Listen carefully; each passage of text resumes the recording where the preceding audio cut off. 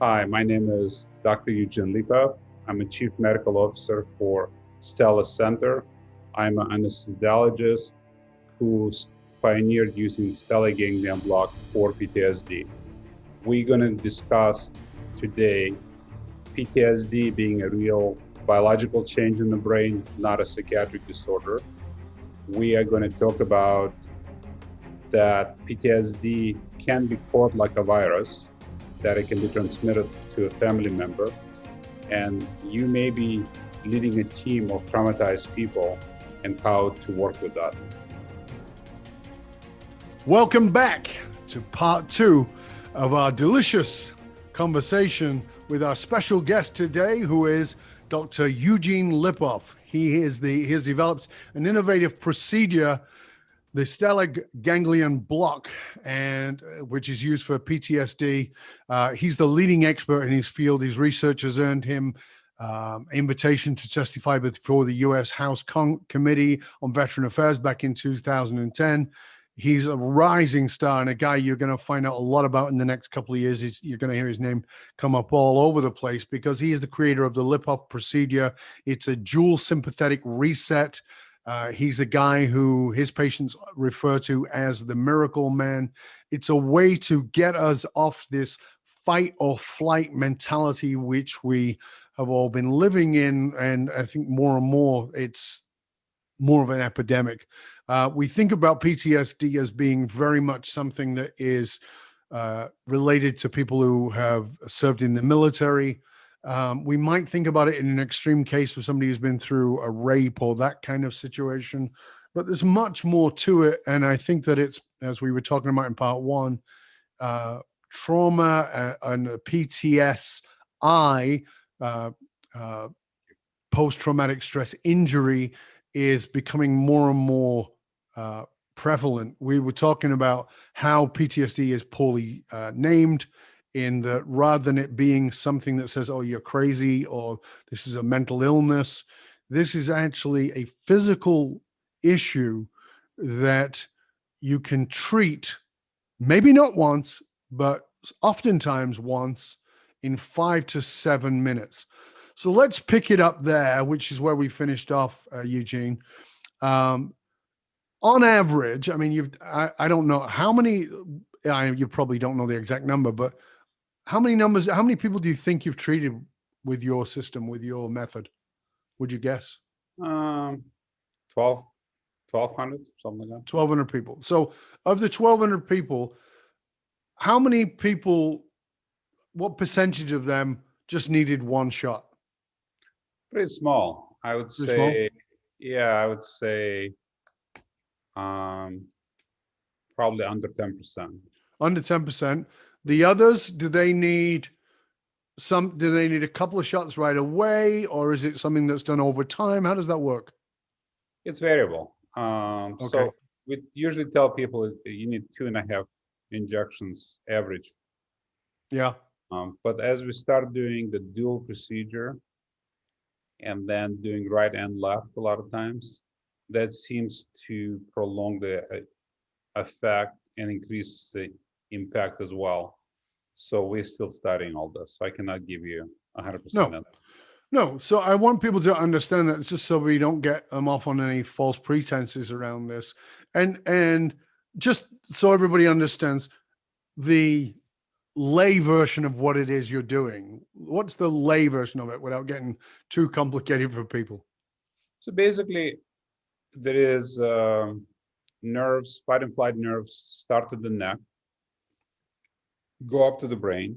And if that's turned on continuously, then people have hypervigilance and overreactivity, those kind of symptomatology.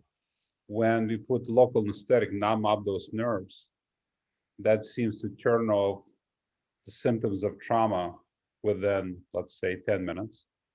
And then it also seems to rewire the brain to the pre-trauma state as far as fight and flight system. And then that could last, that's why a block that lasts 8 hours can last for years. Wow. So the injection is into this area of nerves that go directly to the amygdala, the part of the brain that is fight or flight. Is that right? Essentially, well, right next. We don't inject into the nerves, next to the nerves. Next to the Come up. nerves, right? It allows it to come down to a place that it was pre-trauma. Right. And then once that happens, all that fight, flight, anxiety, that tension, that hypervigilant awareness settles. And then what happens in the front of the brain? What happens to the neocortex?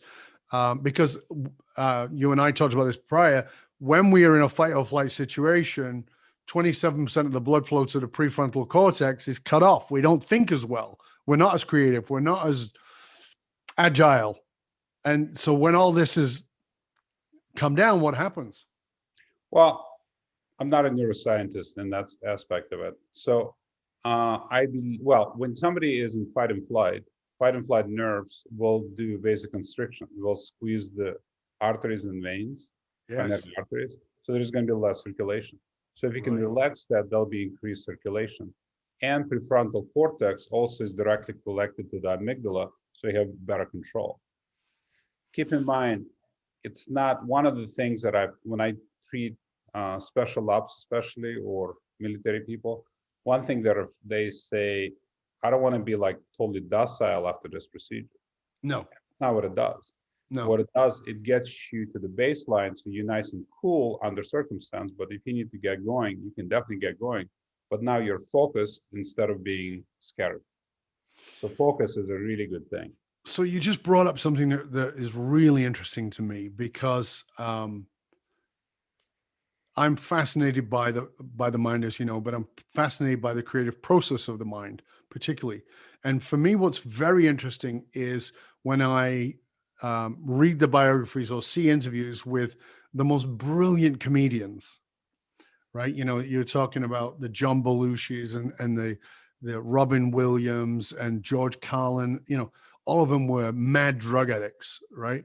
And they talked about difficulty in giving up the drug because they thought the drug was the edge. They thought that, you know, they would lose their creative genius if they gave up the drug. And I imagine that a Delta Force sniper would think that this might be my edge, and you're looking at taking my edge away.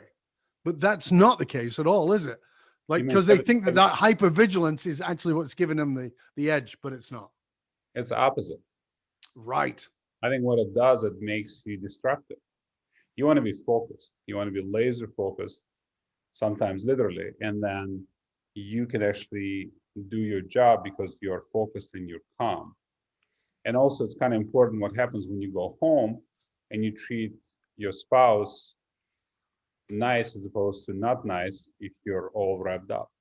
Right. You have to be able to let go, you know, the job, whatever you're doing, if you want to have a relationship.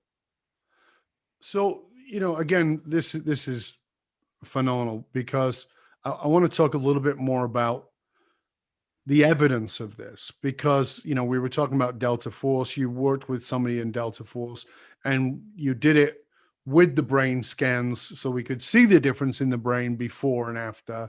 And there was a difference in the brain at 40 hours. Is that right? That's true.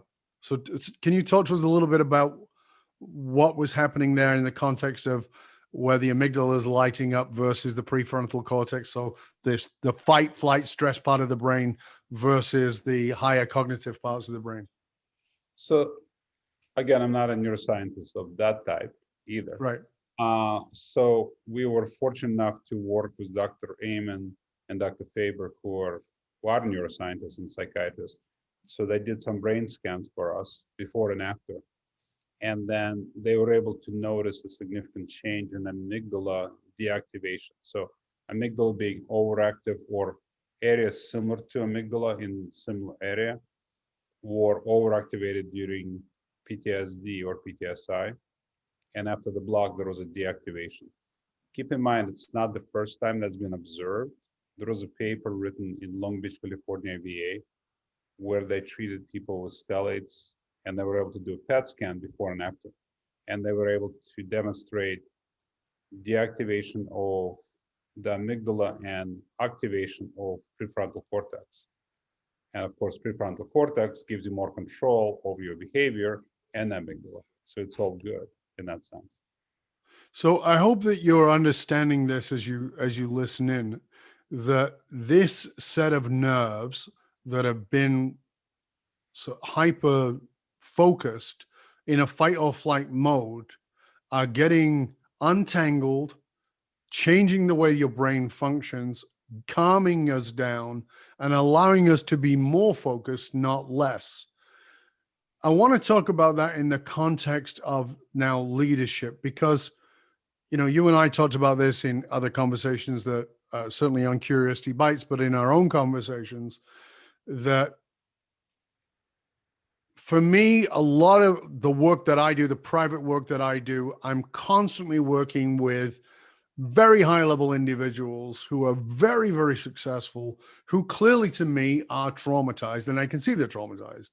And I see that that trauma as one of my clients calls me Morpheus, because I see the trauma. I can see, I don't see the matrix. I see the trauma that's playing out through the behaviors and the behavioral source code of that person.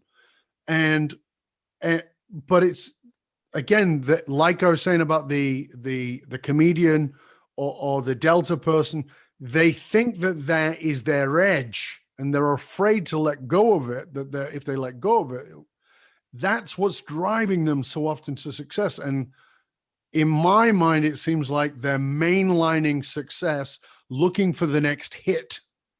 Right? If when I get that success, and they get a hit, decreasingly because of tachyphylaxis, the hit goes down, but they're going to pursue the next big hit. So talk to us about how you see this playing out in the leadership success driven world that we're living in. Well, I think it depends on your background also. A lot of times people say you have to work so hard, you have to spend 100 hours per week is not uncommon, to work very hard and then to achieve X. Yes. Because you always have to be working. But to me, I think if you know how to assign tasks, then a lot of times you may be able to hand some of that stuff off. And if you are not in your best mental condition, you're not going to be a good leader. You need to function at your highest peak efficiency. And that requires sleep, exercise, spend time unplugging, reading, obviously doing all the usual stuff, but you need to be consistently taking care of your body and your mind. That means food, appropriate food, meditation, all of that stuff. So I would, I really don't think, I've never run a big organization, so I really cannot speak to that. But I bet you can achieve more if you work smart, 70 hours per week instead of 120. So you're thinking clearer. Yeah, of course. So let's look at this again, because I want to take it out of the framework of the way that we normally see PTSD, which is, again, we see it as a military thing. And I think there's then the obvious trauma, like we talked about, with people who may have been through a beating in the street, or rape or something horrific like that.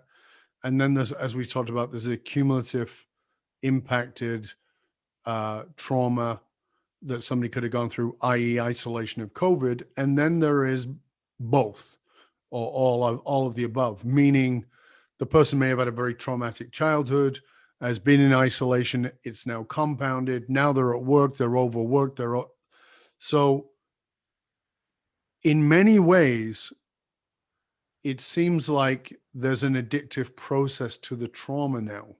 So there's an addiction to the trauma.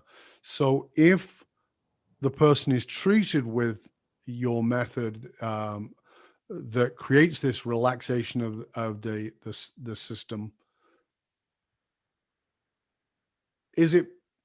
I know you said you're not a neuroscientist, but is that when the person is going to need to come back? Because you talked about these wives are saying need to get your asshole shot. Right. So you're asking why do people need to come back? If it works well, why doesn't it last forever? Is that the basic question? Yeah, I'm asking, is that because they're re-traumatizing themselves? What is it? I think there's a couple of things. One, it depends on childhood. It also Yes. depends on two generations. Let's say there was a severe trauma two generations prior. That Yes. actually changes the DNA through epigenetic change. That's been Right. shown. I actually wrote a paper on that. And then, so if somebody has that, the chance of developing PTSD is much higher because Yes. now they're more sensitive to it. So let's say start with that. And if everything is doing great, then you may not be re-traumatized. It may last for a very long time. Let me give you another real world example. Thank So you. we took care of a 12-year-old child from North Carolina. So that young lady was molested by her uncle at 6 years old to 9 years old. Oh my goodness. Horrible, right? So she was brought to me by her mother, and we treated her, and she did very well for about a year. And then she came back for another treatment. And my particular perspective, I do not ask people what the trauma is. We just treat it, right? Because I don't think I need to get into and re-traumatize people. After we treated her, she volunteered saying that somebody tried to abduct her in the shopping mall. So Wow. the point is, it was another re-triggering. So, okay, so let's address that, because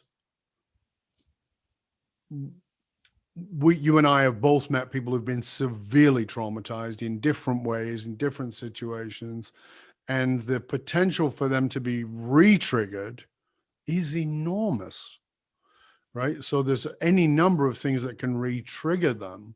Right. And so would that make the treatment not work because they're constantly being re-triggered? Or is this treatment desensitizing that trigger, pulling it back a little each time? Well, again, let me give you another example. And I will give you a direct answer though. So there was a Okay. lady that was attacked in an elevator by her neighbor. And then every time she would see somebody look like him, she would shut down for about like a month. She wouldn't be Yep. able to function. People would bring her food. We did the block, and she ran into him on the street. She told him to fuck off and just walked away. So she was able to have a much better response Yeah. to him as Yes. opposed to before when she went into shut down system. Here, she was able to visualize it. It's like, he's not doing anything to me now. He cannot do anything to me now because I'm now healthy. Right. And she came back and she was fine. She was so excited to see me the next day to tell me about it. So yes, it reduces the response to trauma, but it depends on your genetics, depends on the amount of trauma that's going on. So if somebody is being beaten up every day, there's no need to do the block because that probably is not going to do anything. Right. But if they've gotten themselves out of the situation, got treated, got psychological, like CBT or things like that, cognitive behavior therapy, I think the chance of being re-triggered is much lower. And even if it does get re-triggered, it's a much lesser extent. Like she stopped shutting down. That's a big Right. change. It's huge. So it seems like we are living in what could easily be described as the greatest point in history, technologically, etc. But at the same time, we seem to be living with an enormous amount of people who are walking around with undiagnosed trauma. I'm not suggesting but what would you estimate is the people who are walking around? What's the percentage of people who are walking around with undiagnosed or unrecognized even trauma? Because I think that one of the things that we're dealing with, in this, as I said, great times, but at the same time, we have the prison system in the United States is crazy. It's insane. And there are people in there who are, who literally go in, come out, go back in. It's a turnstile movement. Um, like, what do you think is the percentage of people who are walking around with undiagnosed Well, trauma? when you say undiagnosed trauma, you mean trauma that has significant psychiatric impact. Yeah, That's I mean that system is hyper vigilant. They're in that fight or flight state when they should be chilling out. right. So I would say subclinical, you're looking at 60 to 70% of people, probably. 60, now I want you to hear that. More than half. Right? More than half the people walking around. So your boss, your team, whoever you are, more than 50% of those people are walking around with some significant undiagnosed trauma that is directly impacting their functionality as human beings, not just as members of your team. That is like for most people. Well, I think it's realistic. Well, the other thing is, think about it. So if you look at PTSD diagnosis, if you read most articles, they would say it's 8 to 12%. Yes. That's a typical answer, right? Yes. However, let's look at some other numbers. So 1 out of 3 women in the United States is sexually assaulted. Yes. 50% of those people will develop PTSD. So right there, the numbers don't quite match up. No. Since the pandemic, viral pandemic, many people have been talking about mental pandemic. Yes. Because of isolation, fear of death, loss of wages, you name it. All of that is really setting up this terrible onset of poor psychiatric health. And then if you think about people being short, being anxious, being angry, willing to be hyper aggressive. And the other part is, you probably know it better than I do, but a lot of times violence is a way to calm down a nervous system, right? So I mean, if you look at least the United States, the violence has really escalated markedly. And I think it's a big part of that issue. Yeah. As I said, the reason alcohol has been banned on planes is because of the aggression. And for me, it's like, that is the surface level of people like just getting, oh my God, there's maybe a problem here. Yeah, but I'm not getting on a plane, so it's fine. Yeah, not so much. Not so much. I think that we're going to see mass shootings and those kinds of things go up, not down. Oh, no, well, absolutely. I mean, the gun laws are interesting. But the other part, though, is even if you're not getting on the plane and you've had now 12 drinks, and now you hear a barking dog from your neighbor, it's a much easier jump to grab your gun, which you have access to, and go shoot the dog and the neighbor. Yeah. If you didn't have those drinks and you weren't traumatized, you're not trying to, the term I like to use is you taking your PTSD for a swim. It's why do people use cocaine? Why do people use alcohol? I think a lot of times it's self-medication because they're so uncomfortable. Yeah. As you've heard me say before, it's part of my life philosophy and allowing me to return to a state of compassion is everybody's trying to feel better. Yeah. If I can remember that when it's difficult to remember, everybody's trying to feel better. There's some pain going on somewhere. And the reason they're barking at me or I'm barking at them may have nothing to do with what's going on, but everything to do with whatever else has gone on. In our men's work, we used to say, put your hand up if you've been angry, like really angry in the last 5 days. And everybody would put their hand up and I go, okay. I'd say, even if it was inside, nobody knew. So everybody put their hand up, right? I go, okay. So now I'm going to say to you, you weren't angry. What were you? And they go, I was angry. Oh, I was frustrated. No, that's part of anger. What were you? Disappointed? That's also part of anger. No, what were you? Oh, you were feeling hurt. You were feeling sad. You were feeling other emotions that weren't as acceptable. It was easier and quicker and more societally comfortable for you to be angry. So you went to that. And so a lot of the time, I think that a lot of the things that why trauma is not recognized is because we've got these socially acceptable responses that then tilt over the edge. So we go from being pissed off in the car and shouting at somebody with our windows up to winding the window down, shouting at the person, and a gun comes out, and it gets crazy because, as you said, it's cumulative.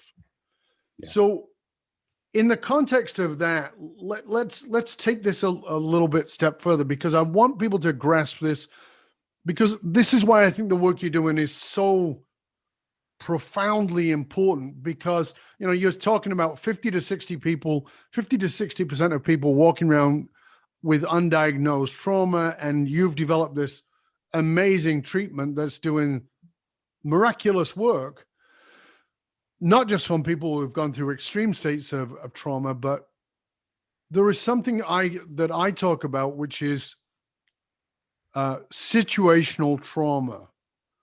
And situational trauma is what I call by comparison.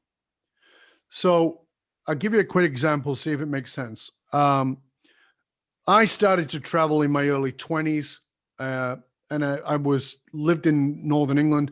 I was born in poverty, and I began to travel, and I started to notice in these countries that I was going to, which were not on the normal beaten track, where people were very poor, but extremely happy.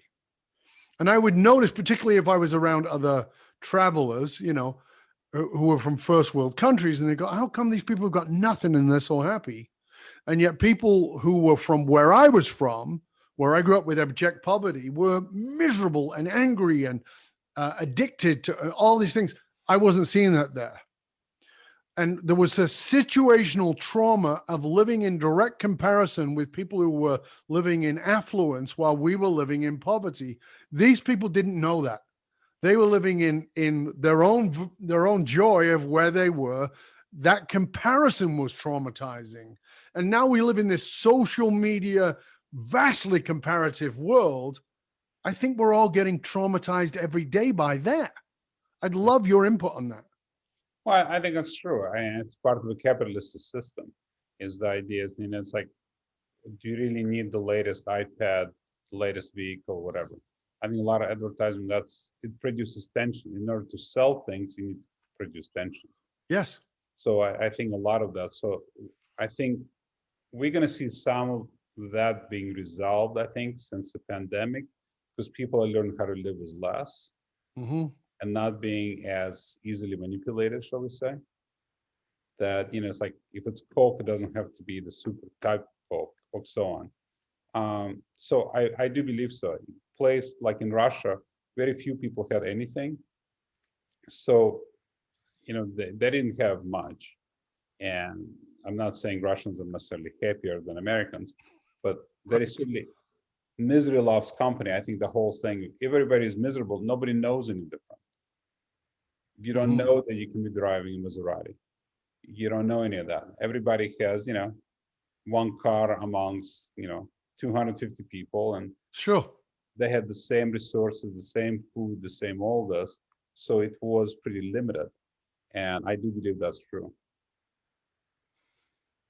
I don't know if that answers the question. Yeah, I just, you know, I think that when we look at the crime in the first world, and we look at the prison system, and we look at all these things, we're actually looking at trauma, and we're looking at trauma playing out.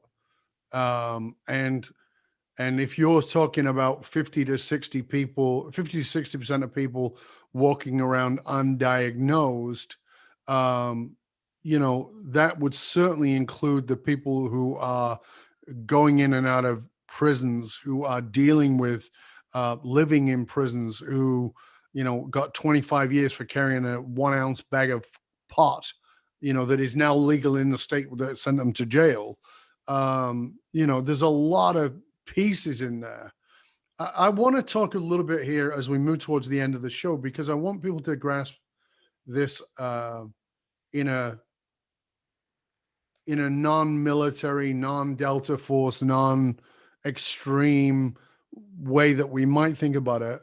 Can you share with us a case of somebody you have treated that is not part of that world, that's one of your sort of favorite?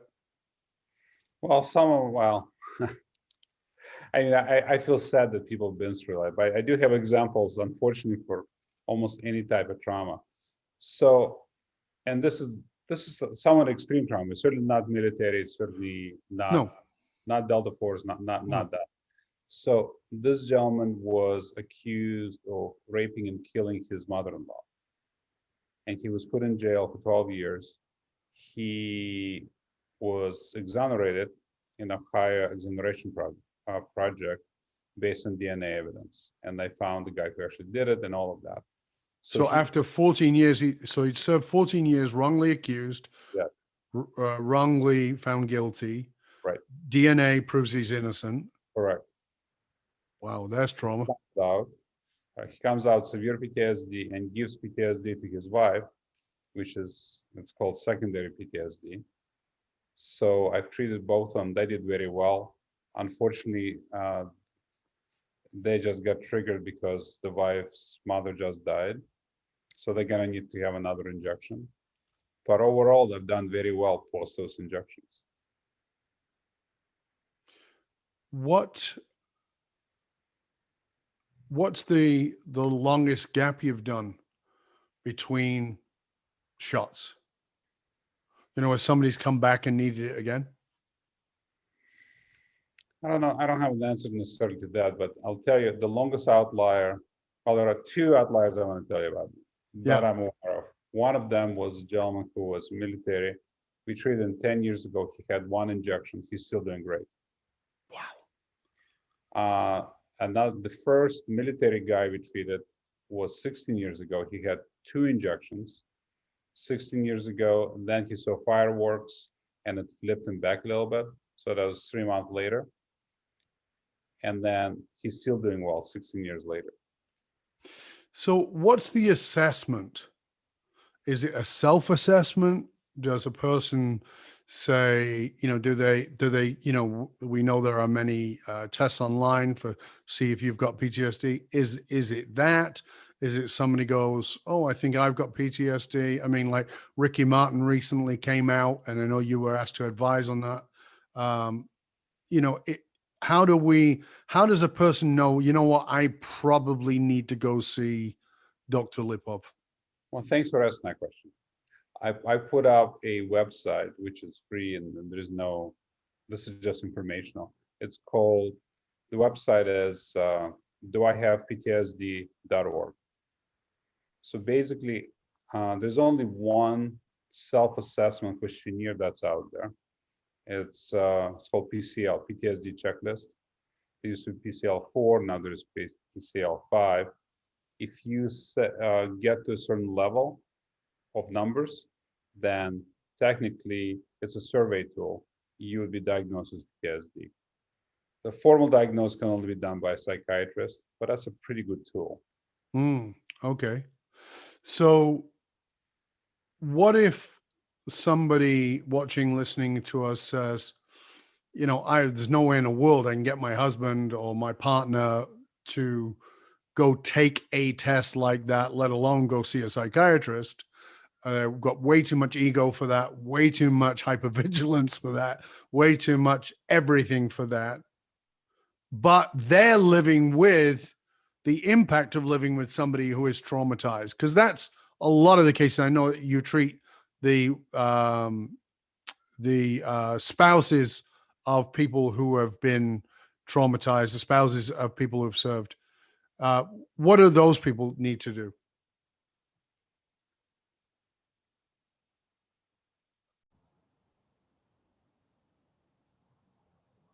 So what do you think?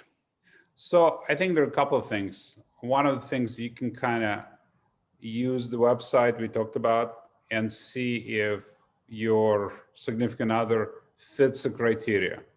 Right. See if there are a lot of those symptoms, if they're hypervigilant, if they're very short-tempered, things like that. Mm-hmm. And I think one of the things you may want to do, and you know, each station is different, is potentially just be upfront and discuss it. Say, you know, this is really a big problem. It's affecting me. It's affecting our family. Maybe you can take a test and see if you have it. It's totally anonymous. See if they want to do it.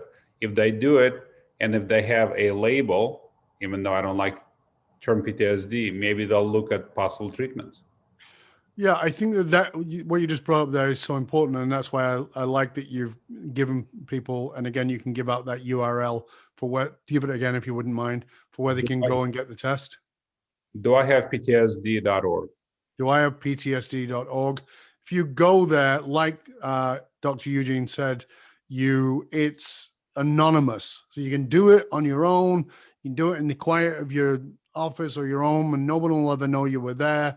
You can simply go, and it's on you. Like, you just do it.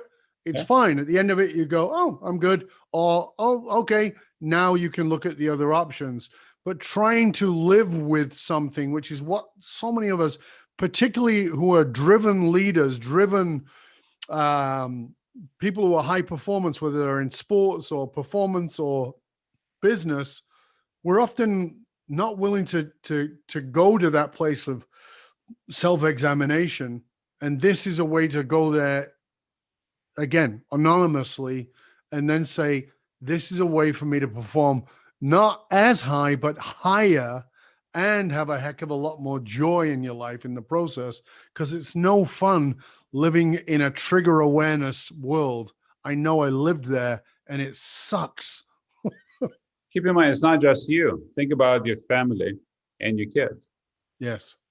And your dog. Sometimes people come back, they're angry, they kick the dog, they kick the kids, the wife. That's not good.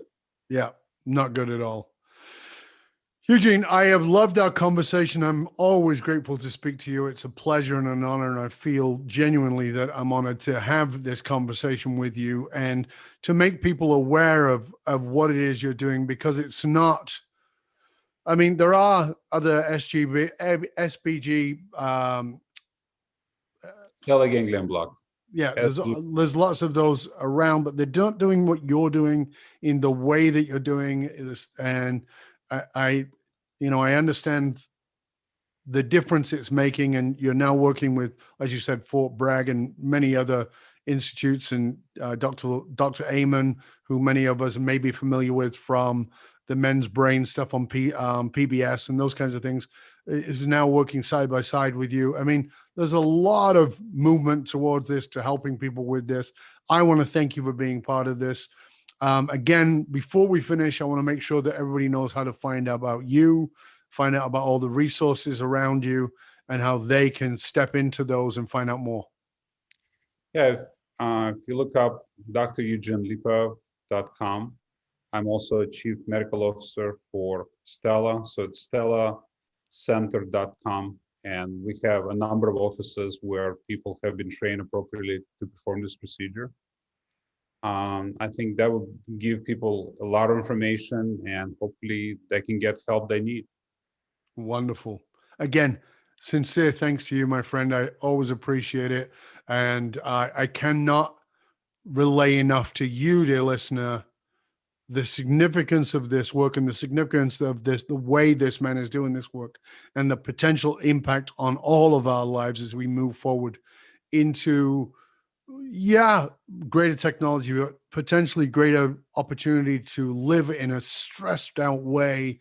And maybe this is a way for us to reset ourselves and come back to normal. There's no disrespect here to anything else that's medical or procedural, meaning therapy or any of those things. Please go do those. If they help you, do them. Meditate, do all the things. But if you want to find out, go to the website, check for yourself, and then maybe potentially look at the impact it's having on the people around you. I want to thank you, Dr. Eugene Lipov, for being with us. I want to thank you, dear listener. And if you want to hang out with other conscious leaders and chat about this episode that you've been listening to, or any past episodes, you can go to our Facebook or LinkedIn groups. It's the Leadership and Loyalty Podcast. Because it doesn't matter how successful you are, if your employees and your customers don't understand what gives your company meaning, you're only working at a fraction of your capability. To find out how you can hire me, Dov Baron, as a speaker or leadership strategist for yourself or for your organization, go to dovbaron.com. That's DOVBARON.com, because unified actualized meaning is the one single monolithic difference between mediocrity and greatness for both individuals and companies. I want to thank you for sharing the show with everybody you know. We do appreciate that. Till next time, stay curious, my friend. Stay curious about trauma. Are you living with it undiagnosed? Are you leading a team of undiagnosed people who have trauma? And what might happen if you confronted that, not aggressively, but directly?